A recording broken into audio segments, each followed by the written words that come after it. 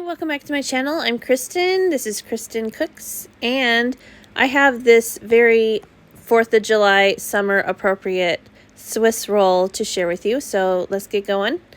This is going to be a cheesecake strawberry shortcake Swiss roll.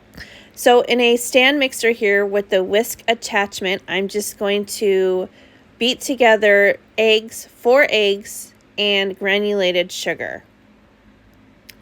I'm just going to mix this until they're fluffy and pale. Okay, so pretty high speed. Go for about 5 minutes or so. But it takes a minute to do that. Anyway, and then in the meantime, you can line a 9x13 baking sheet with a piece of parchment paper. Okay, now back to the stand mixer. As you can see, we are getting to the fluffy and pale stage. So that's good. That's good. That's where we need to be. And now I'm going to beat in a little bit of vanilla. 1 teaspoon. I'll have this recipe linked for you in this description box. Okay, if you want to do this. And now I'm going to put in the dry ingredients. So I'm just going to sift in 3/4 cup of all-purpose flour. You can do this in a separate bowl, or I just put a sieve over my stand mixer bowl and just did it that way. It's easier. And then 1/4 teaspoon of salt and 1 teaspoon of baking powder goes in. Plop. Okay, that's good. Okay, and then I'll just sieve this over, sift it. This will just get rid of any extra lumps and, just have a more smooth batter is the point of this. So this recipe, it has a difficult rating, for doing this, but if you have just some baking experience, this would be no problem, okay? Don't be intimidated by the Swiss rolls, okay? It was intimidating to me, and I've done this a long time, so. But, just try it, and it'll be fine. So, as you could see over there, I folded in 1/4 cup of whole milk, okay? And then I'm folding in 1 cup, oh, sorry. That was the flour. Anyway, and then I'm folding in 1 cup of sliced strawberries, fresh strawberries. Okay. And then we're back to the pan. There we go. Okay. My daughter was helping me, so anywho. So anyway, she's just pouring the batter into the pan with the parchment. We did give it a little spray of nonstick spray just because I know parchment is nonstick, but we just really wanted to make sure it was not going to stick to the paper. So we just did a little spray. You don't have to, but we did. Okay, and then the cake goes into the oven, 350 for 10 to 12 minutes. I did 12 minutes altogether. That's the good thing about Swiss rolls is they bake really fast, okay? That's kind of why I like to do them. But here's me taking it out of the oven very carefully. And then I'm going to get a little toothpick and make sure that it comes out clean. Which it did. It just didn't seem really quite set at 12 or 10 minutes. So I did the full 12 minutes. So then now it's time to roll. This is kind of the intimidating part, right? So I'll just take it out of the pan in a second here. Lift it out of the pan with a parchment paper. It's much easier doing it with parchment paper. Usually I just don't. But anyway, you're going to roll the parchment paper tightly. Roll the cake tightly in the parchment paper like this, okay? I'm trying not to press too hard, but a nice kind of tight roll is what you're looking for here. You just commit and do it and roll it, and it'll be fine. So then I'm going to put it back onto the baking sheet and let it cool in the fridge, like so. You just need to let it cool for a few hours. Okay, and now I'm working on the frosting. So there is some butter, the cream cheese, beat that with the powdered sugar and vanilla until smooth. As I said, I'll have the measurements, the recipe in the description box, okay? I know I didn't give you, full measurements, but anyway. So then we're just going to beat this until it's really smooth. The vanilla is what is causing the mixture to go a little beige, but it's fine. Okay, and then in another bowl, I'm going to get some heavy cream and whip the heavy cream until peaks form, stiff peaks.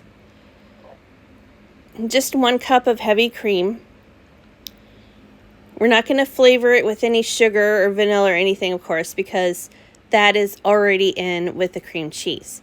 All we're doing here is just whipping until we get nice stiff peaks. We are almost there. It's getting really, really good to the point that it needs to be, which is right here. Look at this. Where it just kind of, it kind of holds its shape. And there you go. That's when you know it's done. Okay, and then you take a spatula, and then we're going to fold it into the cream cheese mixture. Do you guys watch Schitt's Creek? This is what reminds me when Moira and David are baking enchiladas, and she had to fold in the cheese. They went into the whole thing of how do you fold it in? It's so funny. I love that series. Comment below if you watch that. I love Schitt's Creek. Just let me know that I'm not alone, okay? I love it. Anywho, so I'm going to continue to fold the whipped cream into the cream cheese mixture. You just want to go slowly and not stir really hard because you don't want to deflate the cream, okay? So just kind of move the spoon through, or the spatula, through the whipped cream like this and the cream cheese, and it will come together. Just don't start whipping it again or anything. Just very gently fold the cream into the cream cheese, the whipped cream, okay? Just like that. That's kind of a confusing thing to get your head around, I think. Just trying to do it the right way. Okay, so now we're ready to fill the Swiss roll. And so now it's just pretty easy. It's a lot easier doing this. You just have to unroll it and pray for the best. We're hoping for no cracks, okay? But I'm realizing that, yes, it did crack, okay? I left it in the fridge longer than I should have, and as you see, it's like this. But it's a-okay. It doesn't ruin the cake because we're going to cover it in this cream cheese frosting or anyway. So it doesn't matter. It's fine. C'est la vie. Let's just keep going, right? So then I'm just going to spread a nice thin layer of the cheesecake mixture onto the cake. Leave about an inch of blank space along the border of the cake because we're going to fold it or roll it again, and we don't want the cheesecake mixture oozing out everywhere and making a mess and making it look messy. So just leave a little border around the cake like I'm doing here. I didn't want to do too much. And so then I'm just going to roll it again. I think it's just extra moist with those strawberries in there. Because see, look, there's that huge crack. But it's okay. Like I said, it's okay. We're going to go with it anyway. It's not ruined because we're going to cover it in the cheesecake mixture anyway. So you won't even see it. Okay, so after you fill the cake with the cheesecake mixture, roll it in a piece of plastic wrap, as you see here, and then we're going to stick it back in the fridge, and we're going to let the cheesecake mixture set up a little bit. Okay, so it's in the fridge. So now we're going to make the crumble that goes on the outside. So I have a couple tablespoons of melted butter, and I have 1 packet of strawberry jello mix. Okay, just the small, the regular size. You're going to put in 2 tablespoons, which we figured was the whole packet. So we just threw it all in. And then I have a cup's worth of crushed golden Oreos, okay, or sandwich cookies. And you just, beat them to a pulp, and then throw it in with the butter and the strawberry jello, and it makes a really good like shortcake type of mixture, and it's so good. This is so good. This was my favorite part of the cake. This is what brought it all together, is this nice strawberry coating. Okay, so now we're ready to finish off the cake here. I'm just going to unroll it out of the plastic wrap, and then I'm going to coat it in the cheesecake mixture and the strawberry crumble. Also, you can also use a strawberry sauce to go on top of the cheesecake mixture, but I didn't have it, so you're not going to see that in this video. But anyway, it's in the recipe, but that's optional. I think you don't really need that. So I'm just taking the rest of the cheesecake mixture, and I'm just going to coat a generous coat of this on the cake. As you see here, this cake was really delicious, and I must say, very, very appropriate for summer. And also, with the 4th of July coming up, you could also add blueberries to this. Probably not in the cake. I think that might make it a little weird. But as far as decorations go, you could add some blueberries along with the strawberries, and it'll just make it look more 4th of July. And then here on top of the cheesecake mixture, I'm just going to put the cookie crumble on this. And this is what made it so good.